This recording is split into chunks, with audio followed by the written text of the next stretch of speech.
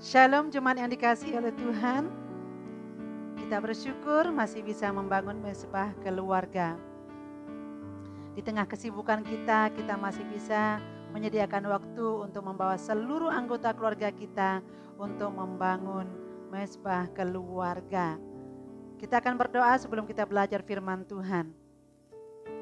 Tuhan, terima kasih untuk kesempatan yang Tuhan berikan kepada kami untuk belajar firman Tuhan. Bicaralah Tuhan, kami siap untuk mendengar. Dalam nama Tuhan Yesus kami berdoa. Amin. Firman Tuhan terambil dari Yeremia pasal 1 ayat yang kelima. Sebelum aku membentuk engkau dalam rahim ibumu, aku telah mengenal engkau. Dan sebelum engkau keluar dari kandungan, aku telah menguduskan engkau. Aku telah menetapkan engkau menjadi nabi bagi bangsa-bangsa. Firman Tuhan saat ini dengan tema berjalan dalam program Allah. Mengapa kita harus berjalan dalam program Allah? Karena Allah punya tujuan yang spesial bagi setiap hidup kita. Dan rancangan Tuhan itu sempurna bagi anak-anaknya. Kita sebagai manusia aja, kalau buat sesuatu, melakukan sesuatu, menciptakan sesuatu, pasti kita punya tujuan. Apalagi Tuhan, Bapa kita yang sempurna. Dia pasti punya tujuan yang sempurna juga bagi setiap ciptaannya. Saya dan saudara adalah ciptaan Tuhan. Dan kita adalah orang yang spesial di hatinya Tuhan. Oleh karena itu, mari kita berjalan dalam program Allah. Dan jangan pernah mau keluar dari tuntunan Tuhan. Dari Yeremia 1 ayat 5 kita melihat bagaimana Tuhan memanggil dan mengutus Yeremia untuk punya tujuan tertentu menjadi mitra kerjanya Tuhan. Program Allah bagi Yeremia ini juga berlaku atas kehidupan kita. Dia juga mau kita memiliki hidup yang berarti di tangan Tuhan. Ada dua kata penting malam hari ini yang kita mau pelajari bersama-sama yang membuktikan bahwa kita harus hidup dalam programnya Allah. Karena Allah punya tujuan yang spesial bagi setiap kita. Kata yang pertama adalah mengenal. Kata mengenal ini berasal dari kata dasar kenal. Ya. Kalau Allah mengenal kita itu berarti Allah mengasihi kita. Karena pepatah mengatakan tak kenal maka tak sayang. Kalau Allah mengenal kita itu berarti Allah menyayangi kita, mengasihi kita. Perhatikan baik-baik. Kasih Allah berbeda dengan kasih yang diberikan oleh dunia ini. Dunia berkata, aku mengasihi kamu karena kamu mengasihi aku. Ya. Tetapi Tuhan berbeda.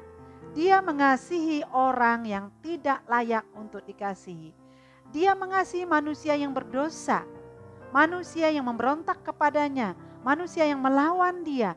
Dia mati bagi mereka yang berdosa, supaya mereka bisa diampuni, supaya mereka bisa diselamatkan.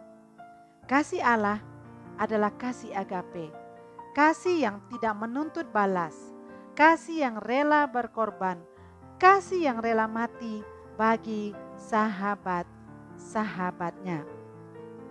Jemaat Tuhan yang dikasihi oleh Tuhan, kita bersyukur karena Allah mengasihi kita. Karena Allah mengasihi kita, maka kita mendapatkan pengampunan. Karena Allah mengasihi kita, maka kita mendapatkan jaminan kehidupan yang kekal. Allah mengenal kita. Itu berarti bahwa Allah juga bukan hanya mengasihi kita, tapi Allah juga peduli dan bertanggung jawab atas kehidupan kita.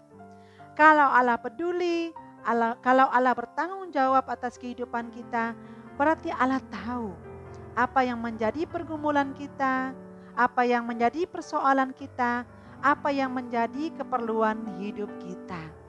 Allah bertanggung jawab atas keluarga kita. Allah bertanggung jawab atas anak-anak kita, atas masa depan mereka. Oleh karena itu mari kita belajar. Taruh seluruh kehidupan rumah tangga kita masa depan anak-anak kita kepada Tuhan. Firman Tuhan berkata dalam Lukas pasal 11 ayat 11 sampai 13. Di sana dikatakan bahwa kalau kamu yang jahat aja tahu memberi pemberian yang baik buat anak-anakmu, apalagi Bapa yang di sorga.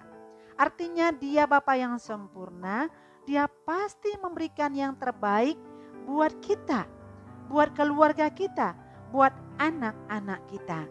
Asal kita terus berjalan di dalam programnya Allah. Itu yang pertama, kata penting yang kita pelajari dari bacaan kita ini ya. Kata penting yang kedua adalah menetapkan ya. Artinya Tuhan sudah menetapkan setiap kita sesuai dengan tujuannya yang sempurna bagi hidup kita. Di sini kita tahu bahwa tidak ada seorang pun kita yang lahir ke dunia ini secara kebetulan. Bagaimanapun caranya, dari keluarga manapun kita dilahirkan, suku apapun kita, itu tidak penting. Tetapi yang jelas, kita tidak kebetulan lahir ke dunia ini. Allah sudah menetapkan kita semua sejak semula. Sebelum kita dilahirkan, Allah sudah menetapkan kita untuk tujuan yang mulia, tujuan yang sempurna di dalam programnya. Jemaat Tuhan yang dikasihi oleh Tuhan, ada satu pujian yang sangat memberkati saya yang berkata, dari semula telah kau tetapkan hidupku dalam rencanamu Tuhan. Rencana indah telah kau siapkan bagi masa depanku yang penuh harapan. Semua baik, semua baik. Apa yang telah kau perbuat di dalam hidupku, semua baik, sungguh teramat baik. Kau jadikan hidupku berarti. Luar biasa. Tuhan yang menciptakan kita, Tuhan menetapkan kita untuk tujuan yang sempurna. Dia menetapkan supaya kita memiliki hidup yang berarti. Dia mau kita menjadi pembawa berita keselamatan. Dia mau kita membawa jiwa-jiwa datang kepada Tuhan.